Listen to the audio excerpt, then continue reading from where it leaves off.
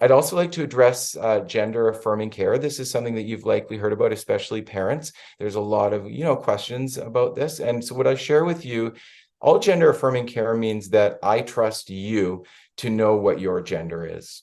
I trust that if you tell me what your gender is or what your pronouns are, I'm going to believe you and I'm not going to try and change your mind. Okay. And this often takes shape in the lives of youth in a couple of ways. One is through counseling.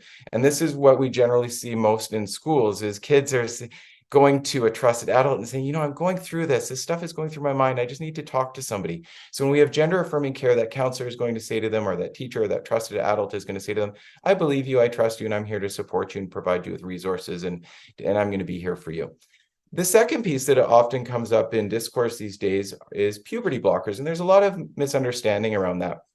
So I'd like to share with you that puberty can be a really devastating experience for a lot of trans and gender diverse youth. I'll give you an example.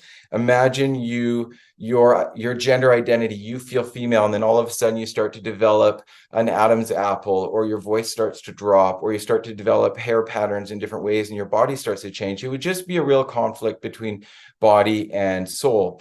And so for a lot of those kids, or not a lot, but for some of those kids, they will go to a doctor and ask for support, and they'll ask for something called puberty blockers. The misinformation out there is that this is for some reason not reversible, but puberty blockers are a temporary medication that youth have to take every single day as long as they don't want to go through puberty.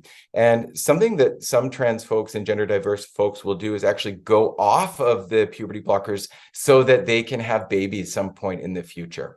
So they'll go off the puberty blockers, let their body go through that process so that they can either carry a baby or they can produce a baby.